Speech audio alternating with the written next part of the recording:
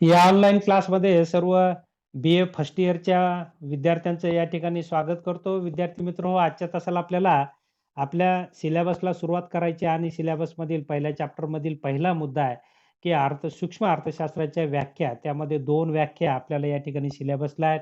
त्यापैकी Adam Smith यांची एक व्याख्या आणि रॉबिन्स यांची व्याख्या म्हणजे सनातन पंथीय गटातील एक व्याख्या आणि आधुनिक पंथीय गटातील एक व्याख्या, अशा 2 व्याख्या अर्थशास्त्रातील बदल काय झाले, 2 या अ, काळातील काय बदल झालेत अर्थव्यवस्थेचे हे आपल्याला या ठिकाणी पाहायचे आहेत. तर यापूर्वीच्या तासाला आपण ॲडम स्मिथच्या व्याख्येची प्रस्तावना पाहिली होती, की आपण पाहिलं की ॲडम स्मिथ यांनी 1776 मध्ये राष्ट्राची संपत्ती, वेल्थ ऑफ नेशन नावाचा ग्रंथ लिहिला आणि या ग्रंथामध्ये अर्थशास्त्राची सिस्टमॅटिक शास्त्रोक्त मांडणी केली, पद्धतशीरपणा त्यामध्ये दिला आणि लिखित स्वरूपात अर्थशास्त्र लिहिलं गेलं किंवा मांडलं गेलं आणि त्यामुळे अर्थशास्त्राला स्वतंत्र शास्त्र म्हणून दर्जा मिळवून देण्याचं कार्य ॲडम स्मिथ यांनी केलेलं आहे आणि म्हणून आपण ॲडम स्मिथला अर्थशास्त्राचा जनक असे म्हणतो. मग याचा अर्थ असा होतो, की 1776 पासून अर्थशास्त्र हे लिखित स्वरूपात आलं, स्वतंत्र शास्त्र म्हणून त्याला दर्जा मिळवून देण्याचं कार्य ॲडम स्मिथ यांनी केलं.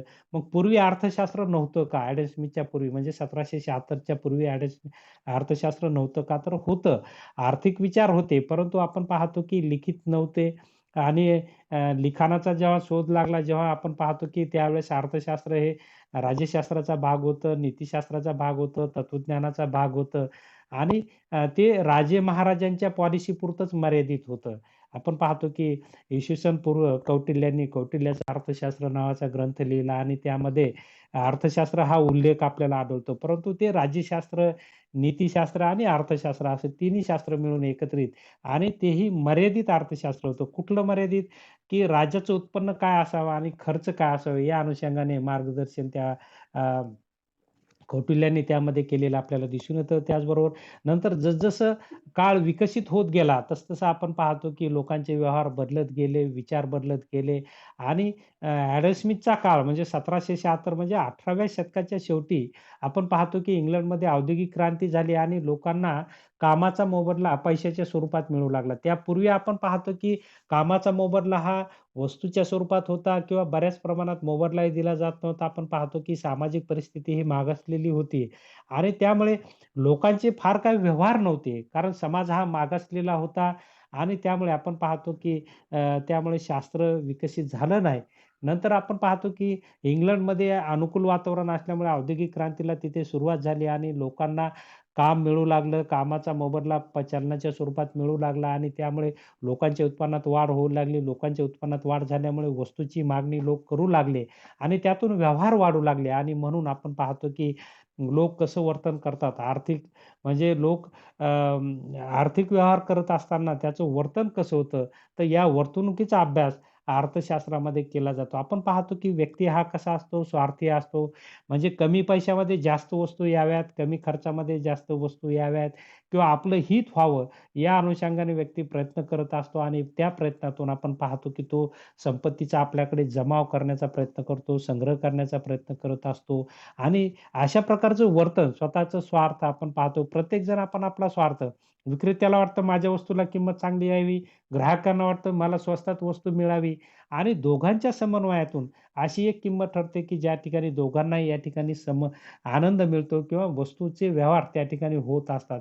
अशा प्रकारे आपण पाहतो, की म्हणजे मूल्य संग्रह किंवा तशा प्रकारे आपण पाहतो, की व्यवहाराला हे महत्त्वाचं स्थान असतं आणि ॲडम स्मिथनं हाच धागा धरून आपण पाहतो, की ॲडम स्मिथच्या अगोदर इसवी सनाच्या 14व्या-15व्या शतकामध्ये एक व्यापारवादी विचार होऊन गेला आणि ज्यांनी आपण पाहतो, की व्यापाराला महत्त्वाचं स्थान दिलं आणि व्यापारातून संपत्ती प्राप्त होते किंवा पैसा प्राप्त होतो अशा प्रकारचा त्यांची विचारसरणी होती आणि त्यांनी व्यापाराला महत्त्वाचं स्थान दिलं.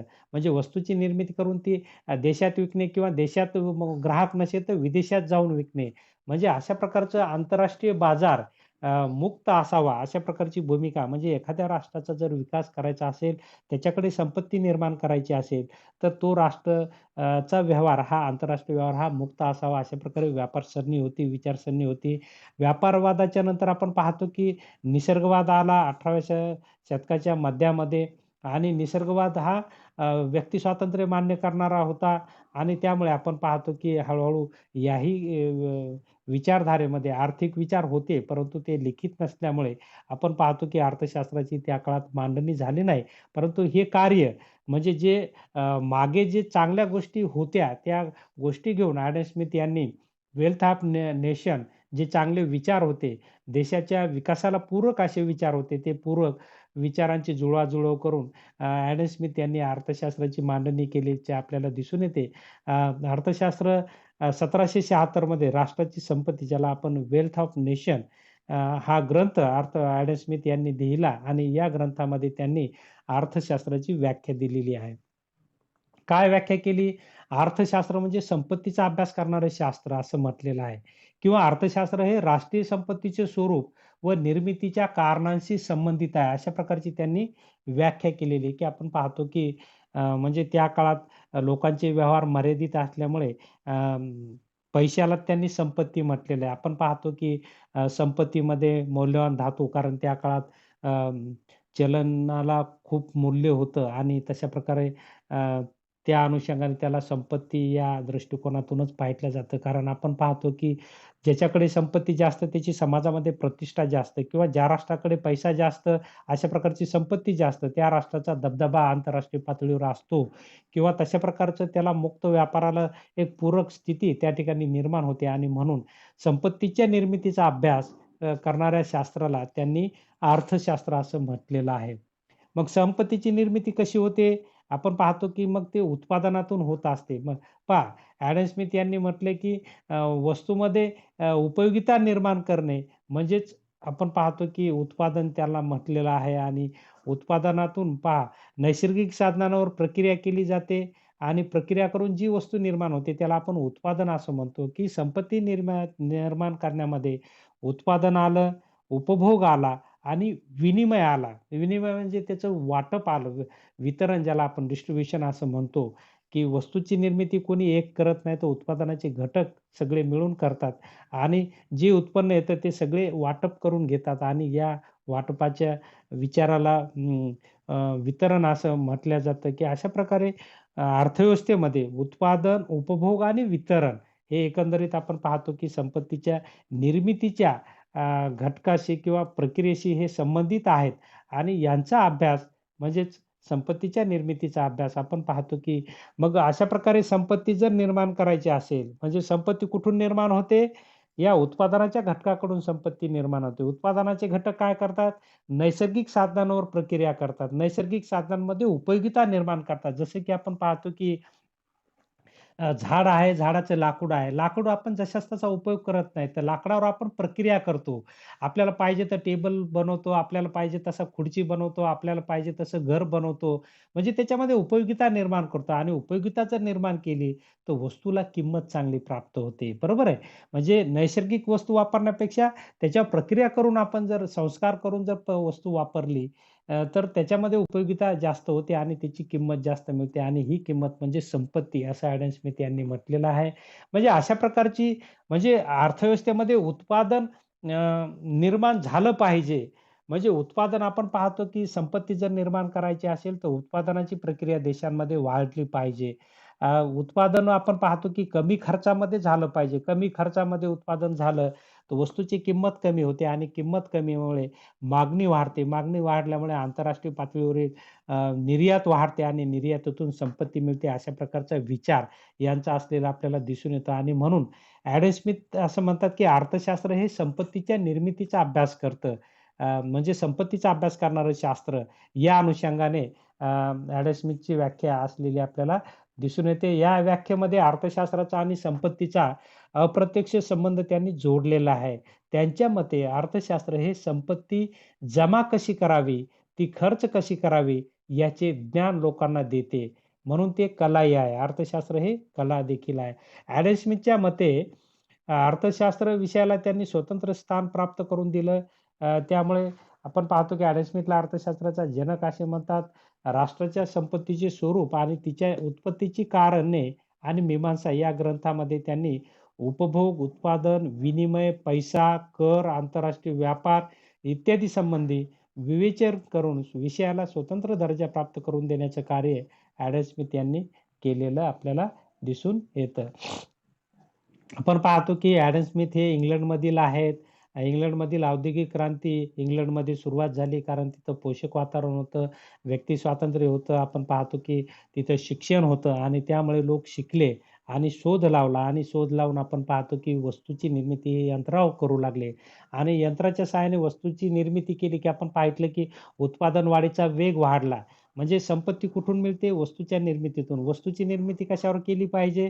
यंत्रावर केली पाहिजे. पूर्वीच्या काळी आपण पाहतो की भारतावर श्रमाच्या सहाय्यानेच वस्तूची निर्मिती केल्या जाते. त्यामुळे जात होती. त्यामुळे वस्तूच्या निर्मितीचा वेग कमी होता. परंतु इंग्लंडमध्ये आपण पाहतो की पहिला आपण पाहतो की औद्योगिक क्रांतीची सुरुवात तिथे झाली आणि औद्योगिक क्रांती म्हणजे यंत्राच्या सहाय्याने वस्तूची निर्मिती करणे आणि यंत्राच्या सहाय्याने वस्तूची निर्मिती केल्यामुळे काय होऊ लागलं, की कमी वेळामध्ये जास्त वस्तू निर्माण होऊ लागल्या, कमी श्रमामध्ये जास्त वस्तू निर्माण होऊ लागल्या, कमी उत्पादन खर्चामध्ये जास्त वस्तू निर्माण होऊ लागल्या आणि त्यामुळे वस्तूची किंमत कमी, उत्पादन खर्चही कमी येऊ लागला म्हणून किंमत कमी येऊ लागली आणि किंमत कमी म्हणून मागणी जास्त आणि ती मुक्त अर्थव्यवस्थेचा त्यांनी स्वीकार केल्यामुळे जगामध्ये नेऊन वस्तू विकणे आणि त्या बदल्यात पैसा मिळवणे म्हणजे संपत्ती मिळवणे.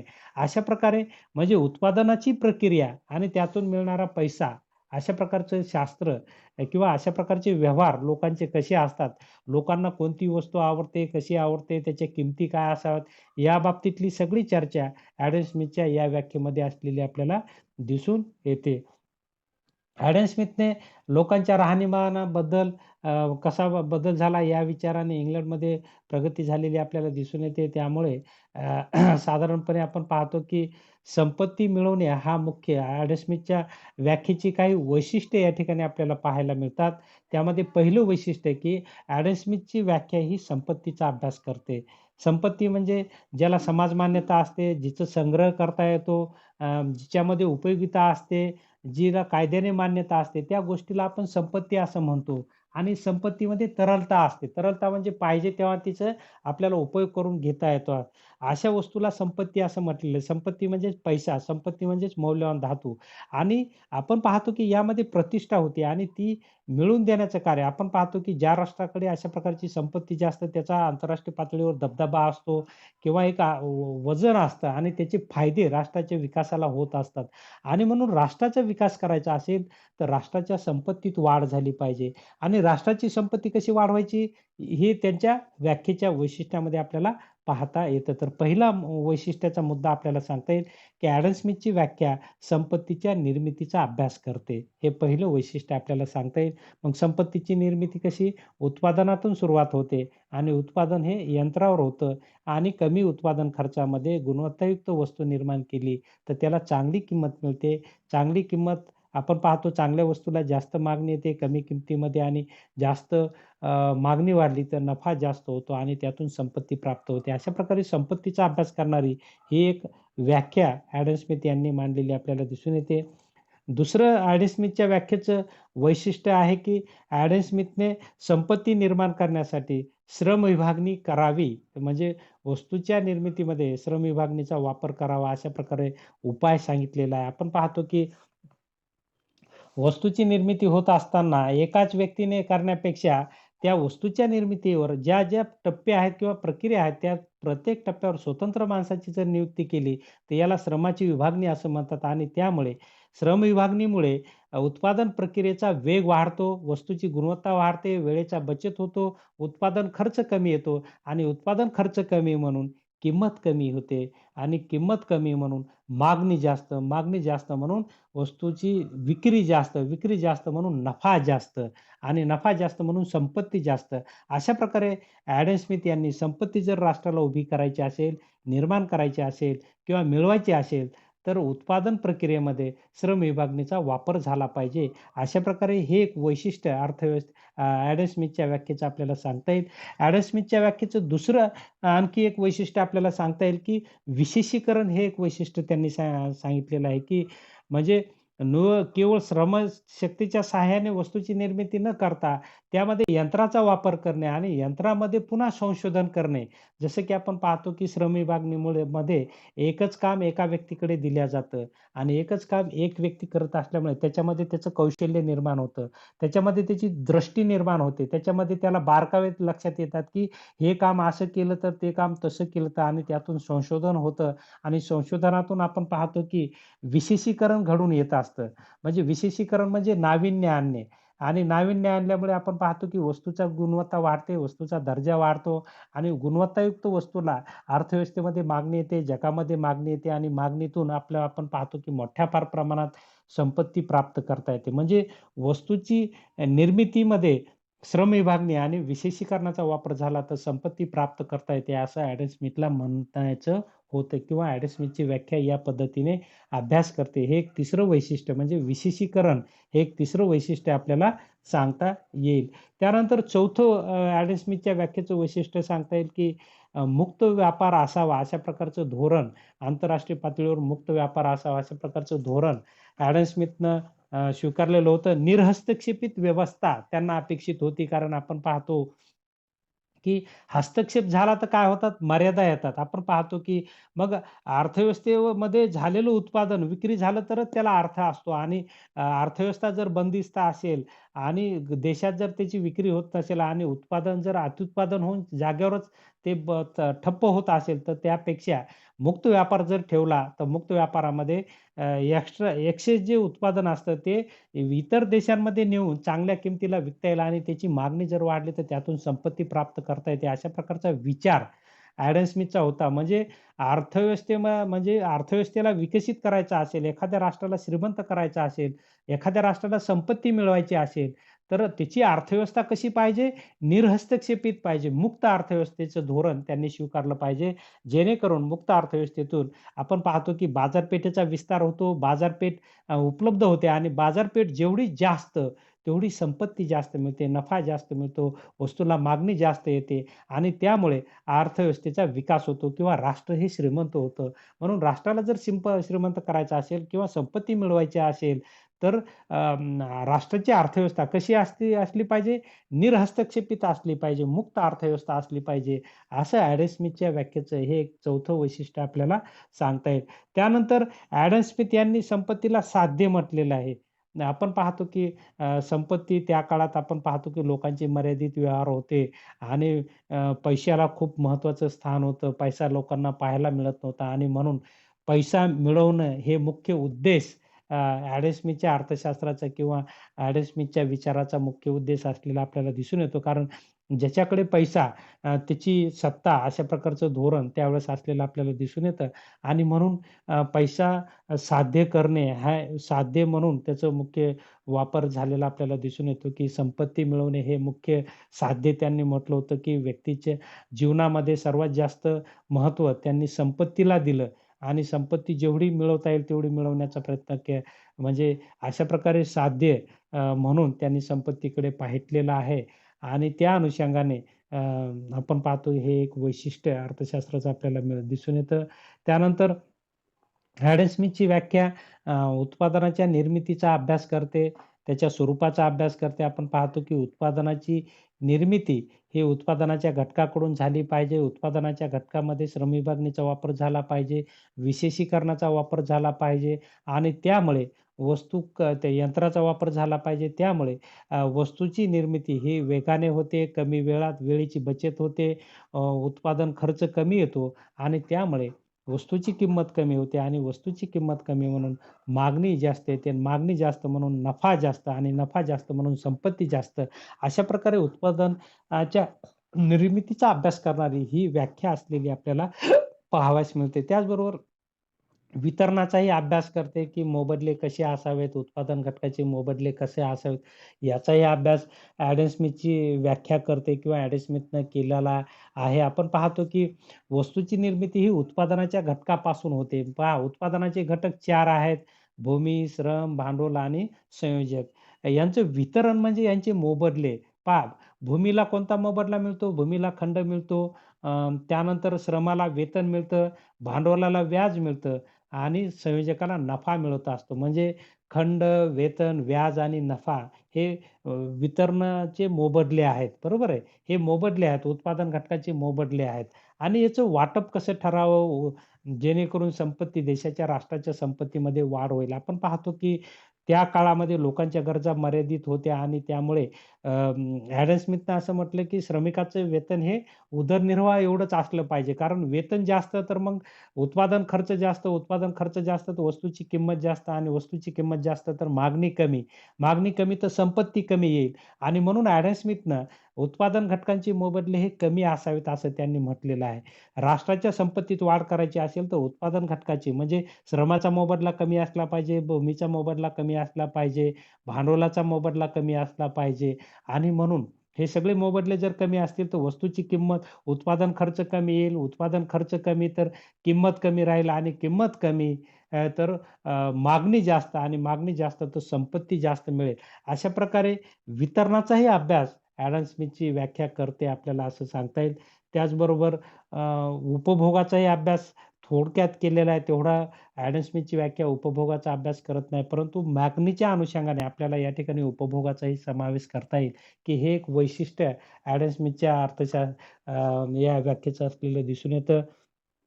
की मागणी ही खूप महत्त्वाची असते. वस्तूच्या निर्मितीपेक्षा वस्तूची मागणी ही खूप महत्त्वाची असते. कारण मागणी आली तरच आपल्याला पाहतो संपत्ती मिळेल, नाहीतर संपत्ती मिळणार आणि वस्तूची मागणी कशावर अवलंबून असते? वस्तूच्या किमतीवर अवलंबून असते, वस्तूच्या गुणवत्तेवर अवलंबून असते, वस्तूच्या उपलब्धतेवर अवलंबून असते आणि ती उपलब्धता निर्हस्तक्षेपित व्यवहारातून व्यवस्थेतून होत असते. अ, श्रम विभागणीच्या वापरातून आपण पाहतो उत्पादन खर्च कमी होतो, वस्तूमध्ये गुणवत्ता जास्त येते, विशेषीकरणामुळे गुणवत्ता येते आणि ह्या सगळ्या गोष्टीचा उपयोग वस्तूच्या निर्मितीमध्ये जर केला, तर राष्ट्राकडे मोठ्या फार प्रमाणात संपत्ती जमा होऊ शकते किंवा संपत्ती राष्ट्र प्राप्त करू शकतं. अशा प्रकारचं एक साध्य म्हणून संपत्तीकडे त्यांनी पाहिलेलं आपल्याला दिसून येतं, की अशा प्रकारची हे त्याचबरोबर अर्थशास्त्र हे कला आहे. हे एक त्याच्या व्याख्याचं आपल्याला वैशिष्ट्य आपल्याला पाहता येईल. की त्यांनी अर्थशास्त्राला कला म्हटलेलं आहे. कारण अर्थशास्त्र आपण पाहतो की संपत्तीच्या निर्मितीचा अभ्यास करतं आणि निर्मितीतून संपत्ती प्राप्त करता येते. अशा प्रकारची एक कला या ठिकाणी लोकांना ती ज्या लोकांना ही कला अवगत झाली त्यांच्याकडे संपत्ती मोठ्या फार प्रमाणात जमा होते आणि म्हणून त्यांनी अर्थशास्त्राला हे कला आहे असं म्हटलेलं आहे. तर अशा प्रकारची ही 7-8 वैशिष्ट्ये अर्थशास्त्र म्हणजे ॲडम स्मिथच्या या व्याख्येची असलेली आपल्याला दिसून येतात. तर या वैशिष्ट्याबरोबर आता आपल्याला या व्याख्येवरील टीका या ठिकाणी पाहायची आहे किंवा या व्याख्येतील दोष आपल्याला या ठिकाणी पाहायचे आहेत. अ, आपण पाहतो की ॲडम स्मिथने खूप चांगले विचार मांडलेले आहेत, की संपत्ती जर प्राप्त करायची असेल, राष्ट्राला विकसित करायचं असेल, राष्ट्रामध्ये मोठ्या फार प्रमाणात भांडवल उपलब्ध करायचं असेल किंवा पैशाचा साठा वाढवायचा असेल, तर या ठिकाणी निर्मितीकडे लक्ष दिलं पाहिजे. वस्तूच्या निर्मितीमध्ये जर विशेषीकरण आणलं, श्रम विभागणीचा वापर केला, तर त्या राष्ट्राला मोठ्या फार प्रमाणात संपत्ती निर्माण करता येते.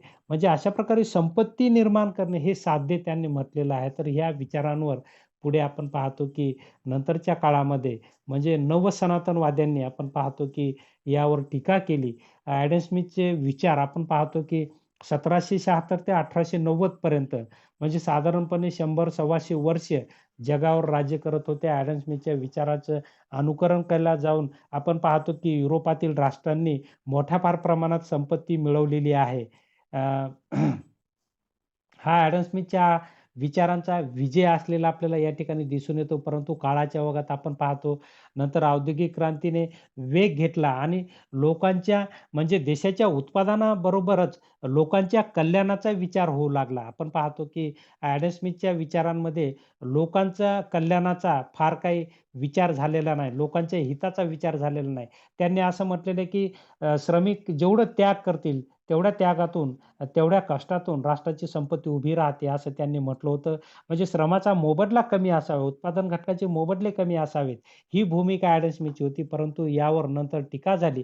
आपण पाहतो की नंतरच्या काळात औद्योगिक क्रांतीने वेग घेतला आणि त्यामुळे समाज परिवर्तन घडून आलं आणि समाजाचे म्हणजे राष्ट्राकडे पैसा असण्यापेक्षा त्या पैशाचा उपयोग खूप महत्त्वाचा असतो. साध्य म्हणून पैसा नुसता जवळ असणे म्हणजे व्यक्तीचं हित होतं असं नाही, तर त्या पैशाचा उपयोग किती करावा यासाठी नव्याने अर्थशास्त्राची मांडणी झालेली आपल्याला दिसून येते. म्हणजे संपत्तीचा साध्य म्हणून नाही, तर साधन म्हणून वापर झाला पाहिजे. अशा प्रकारची एक नवीन विचारधारा, नवसनातनवाद ज्यामध्ये आपण पाहतो, की मार्शल यांनी ॲडम स्मिथच्या या विचारांवर जी टीका झाली, ती टीका आणि ॲडम स्मिथच्या विचारांमध्ये दुरुस्ती करण्याचं कार्य केल्याचं आपल्याला दिसून येतं, की ॲडम स्मिथनं फक्त संपत्ती आणि संपत्तीच असं म्हटलेलं, तिथं व्यक्तीला कुठेही स्थान दिलेलं नाही. आज आपण पाहतो, की देशाची सर्व ध्येय-धोरणे ही व्यक्तीच्या विकासाच्या अनुषंगाने असलेली आपल्याला दिसून येतात. त्या काळात आपण पाहतो, की परिस्थितीनुसार ॲडम स्मिथने विचार मांडले होते, की सुरुवातीला संपत्ती मिळवणे हा मुख्य टार्गेट होता आणि त्यातून व्यक्ती पुढे विकास होईल असं त्यांना वाटत असेल. कदाचित आपण पाहतो, की औद्योगिक क्रांतीने ते करूनही दाखवलेलं आहे आणि नंतर आपण पाहतो, की पैशाच्या उपयोगावर जास्त विचार या ठिकाणी मांडल्या गेले आणि अ, पैसा साठवण्यापेक्षा पैशाचा उपयोग जर व्यक्ती विकासामध्ये करता आला, राष्ट्राच्या विकासामध्ये करता आला, तर तो अधिक चांगला अशा प्रकारचा विचार नवीन पुढे डेव्हलप झाला आणि ॲडम स्मिथनं जे साध्य म्हणून अभ्यास केला संपत्तीचा, तर त्यावर टीका झाली आणि एक विकासाचं माध्यम किंवा साधन मग व्यक्तिविकास असेल, राष्ट्रविकास असेल, संपत्तीचा या पद्धतीने उपयोग झाला तर राष्ट्राचा विकास होऊ शकतो. अशा प्रकारची विचारसरणी डेव्हलप झाली आणि या विचारसरणी मांडणाऱ्या विचारवंतांनी ॲडम स्मिथच्या विचारावर टीका केलेली आपल्याला दिसून येते. काय टीका केली, की पहिली टीका आहे, की ॲडम स्मिथ यांनी संपत्तीला खूपच महत्त्वाचं स्थान दिलेलं आहे, की संपत्तीकडे साध्य म्हणून पाहिलेलं आहे.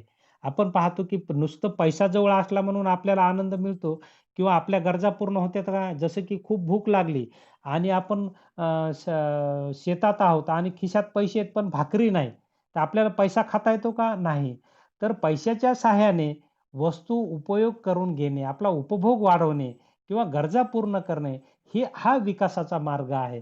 जो की ॲडम स्मिथनं तो मार्ग सांगितला नाही. फक्त साध्य म्हणून पैशाकडे पाहिलं, संपत्तीकडे पाहिलं आणि आपण पाहतो की इथे त्यांची चूक झाली असं आपल्याला म्हणता येईल. आणि नवीन नवसनातनवादी विचारसरणी काय, नवीन आधुनिक अर्थशास्त्रज्ञ म्हणतात, पैसा जवळ असण्यापेक्षा पैशाचा उपयोग किती महत्त्वाचा. मानवी कल्याणाचं ते एक साधन आहे. गरजा पूर्ण करण्याचं ते एक साधन आहे. या साधनाचा या पद्धतीने साधन म्हणून त्याचा अभ्यास केला पाहिजे. साध्य म्हणून नाही. तर अशा प्रकारची एक टीका केल्या जाते. त्यानंतर मानवी कल्याणाला त्यामध्ये महत्त्व दिलेलं नाही. आपण पाहतो की मानवाच्या गरजा भरपूर असतात, त्याच्या अडचणी असतात आणि या गरजातून त्याला समाधान, त्याचं कल्याण होत असतं. परंतु हा कल्याणकारी विचार ॲडम स्मिथच्या व्याख्येमध्ये दिसून येत नाही. फक्त संपत्ती आणि संपत्ती हाच विचार आपल्याला दिसून येतो, की त्यांनी मानवी कल्याणाकडे दुर्लक्ष केलेलं आहे. जे की नवसनातनवादीमध्ये मानवी कल्याण हा घटक घेऊनच आपण पाहतो की अर्थशास्त्राची नव्याने मांडणी केलेली आहे आणि म्हणून काळाच्या ओघात ॲडम स्मिथचे विचार हे कालबाह्य झालेले आपल्याला दिसून येतात. त्यानंतर केवळ संपत्तीच्या उत्पादनाचा अभ्यास केलेला आहे. पहा, आपण पाहतो की संपत्तीचं उत्पादन, निर्मितीचा अभ्यास म्हणजेच ॲडम स्मिथनं व्याख्या केलेली आहे की अर्थशास्त्र म्हणजे संपत्तीच्या निर्मितीचा व स्वरूपाचा अभ्यास. तर अशा प्रकारे म्हणजे केवळ उत्पादन नाही तर इतरही गोष्टी या ठिकाणी महत्त्वाच्या असतात. उपभोगही महत्त्वाचा असतो. कारण उपभोगानुसार निर्मिती होत असते. म्हणून लोकांच्या आवडी-निवडीनुसार उत्पादन झालं तर त्याला जास्त मागणी येईल, जास्त किंमत मिळेल आणि राष्ट्राचा विकास होऊ शकतो. अशा प्रकारचा विचार केला ॲडम स्मिथच्या अर्थव्यवस्थेमध्ये केला नाही असं आपल्याला म्हणता येईल. त्यानंतर टीका केली जाते की ॲडम स्मिथची व्याख्या ही संकुचित व्याख्या आहे. संकुचित व्याख्या म्हणजे मर्यादित व्याख्या आहे, की आपण पाहतो केवळ संपत्तीचाच अभ्यास केलेला आहे आणि संपत्ती मिळवून केवळ श्रीमंत होणे एवढं ध्येय नाही. तर आपण पाहतो की हा त्यांचा विचार खूप संकुचित आहे. आधुनिक अर्थशास्त्रज्ञ म्हणतात, की आधुनिक जीवनामध्ये मानवाला अमर्याद गरजा आहेत आणि या गरजा पूर्ण करण्याची साधने दुर्मिळ आहेत. अशा अमर्याद गरजा व दुर्मिळ साधने यांचा अभ्यास ॲडम स्मिथच्या विश्लेषणात किंवा ॲडम स्मिथच्या अर्थशास्त्रात किंवा त्यांच्या व्याख्येत दिसून येत नाही. म्हणून ही व्याख्या संकुचित आहे असं म्हटलेलं आहे. त्यानंतरची टीका आहे, की मानवाच्या वास्तववादी जीवनाकडे दुर्लक्ष केलेलं आहे, की वास्तवात वेगळं असतं. आपण पाहतो, की स्मिथच्या विश्लेषणात मानवाच्या वास्तव आर्थिक जीवनाकडे दुर्लक्ष करण्यात आलेलं आहे. मानवी जीवनामध्ये अनेक अडचणी येतात, साधनांची कमतरता असते, टंचाई असते, मानव अनेक समस्यांनी ग्रासलेला असतो. याचा विचार करायला पाहिजे होता. कारण व्यक्तिहित म्हणजेच अर्थशास्त्र असं अर्थशास्त्राची मांडणी करायला पाहिजे होती, परंतु ॲडम स्मिथनं ती केलेली नाही. अशा प्रकारची टीका केलेली आहे. त्यानंतर केवळ साधनांचा अभ्यास ॲडम स्मिथ यांनी संपत्तीचा अभ्यास केला आहे आणि संपत्ती हे एक साधन आहे. म्हणून टीकाकारांच्या मते संपत्तीचा अभ्यास केवळ साधनांचा अभ्यास होय. तो साध्याचा अभ्यास होऊ शकत नाही. कारण संपत्ती ही मानवी कल्याणाच्या पूर्ततेसाठी उपयोगात आणली जाते आणि म्हणून एक साध्य साधन आहे, साध्य नव्हे, असं या ठिकाणी म्हणता येईल. त्यानंतरची टीका आपल्याला सांगता येईल, की ॲडम स्मिथ व्याख्येनुसार आर्थिक मनुष्य हा फक्त स्वार्थी ठेवलेला आहे, की तशा प्रकारचं संपत्ती प्राप्त करण्याच हा त्याचा मुख्य उद्देश असतो. अशा प्रकारचा स्वार्थी व्यक्ती त्यांनी निर्माण केलेला आहे.